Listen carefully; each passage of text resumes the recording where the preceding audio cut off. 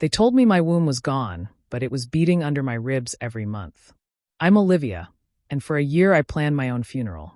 I still see Dr. Thompson's face, pale behind his mask, as he slid the ultrasound printouts onto my lap. The office smelled of rubber gloves and antiseptic, but I smelled only failure. Olivia, he said, voice flat, I've reviewed your scans 3 times. There's no endometrial lining, no functional uterus. I'm so sorry. My world stopped. I pictured the neat white brochures, your IVF journey, caring for your baby, prenatal yoga. They were pointless. I was broken in some way I couldn't fix. No words came. I sat there, staring at the empty black and white screen like it was a lie. Dr. Thompson pushed the paperwork across the desk. Referral for a total hysterectomy, counseling contacts, insurance codes. He stood, adjusted his coat, and left. I was numb as I left the building, clutching the printouts like death certificates. Outside, sun shone through budding spring branches. Birds chirped. People kissed and laughed and lived. I could feel the world going on, just not for me. That night, I told Daniel. He's my husband of 3 years, my college sweetheart, the man who still smelled like coffee and fresh-cut grass. He held me in our tiny apartment, knees pressed against my back, as I explained the diagnosis. At first, he didn't cry. He just kept repeating, there must be a mistake. There has to be. His voice broke on the last word. I wanted him to hold my hand, to stand up and fight the world with me. Instead, he folded against me, trembling. It felt like my insides cracked in 2. The next morning, I woke to find him gone, vanished before sunrise, leaving only his empty coffee mug. A note lay on the counter. Liv, I need air. I'm so sorry. I called his cell nonstop. No answer. My phone blew up at noon. Liv, I'm sorry. I'm sorry. That was it. He was gone, and I was alone with a body that had betrayed me. Weeks passed. I went through the motions: work at the design studio, grocery shopping, dinners that tasted like ash. The word sterile took on new meaning. It wasn't just a medical term, it was my soul. One afternoon, I found a letter in the mail. No return address. Inside, a single page of lab results, stamped 2 months earlier, marked error in red ink. My hands shook as I read the header. Marion County Medical Center, Radiology Department. Underneath, my name and date of birth. And one line. Uterus, normal size and position. Endometrial lining present at 8 millimeters thickness. No pathology detected. I stared so long the ink blurred. I flipped the page. Nothing else.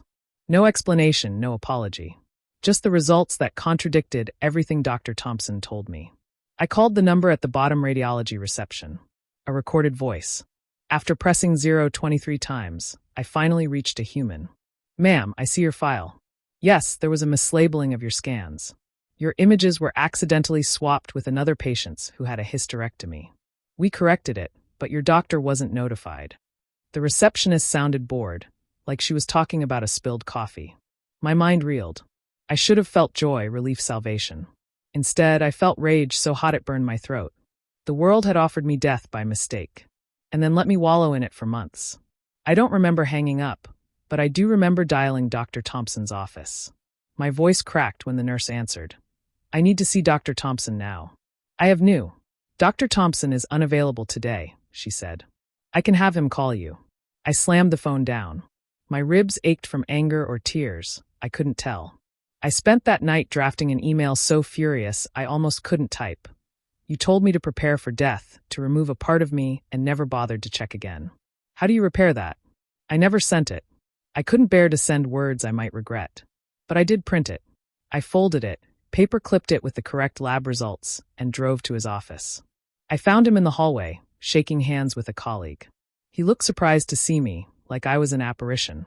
Olivia, he said, voice gentle. Can we talk? Did you know? I asked, holding up the page. Did you ever check? He swallowed.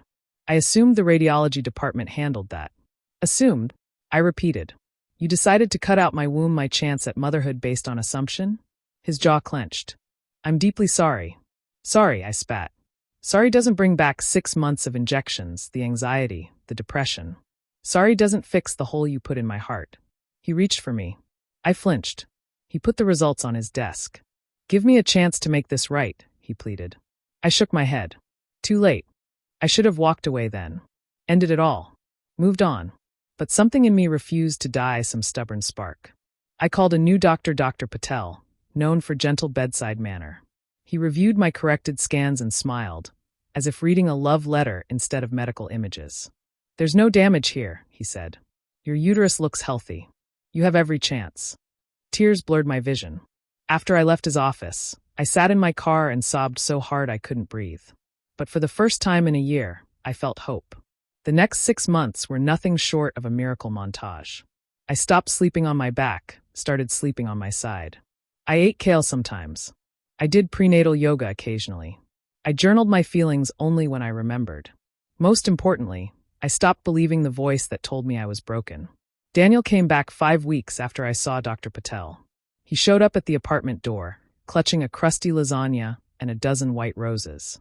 His eyes were red, like he'd finally cried his way through every regret. "I'm so sorry," he said. "I was a coward. I left when you needed me. I can't fix it, but I want to be here." I let him in. We cooked dinner together.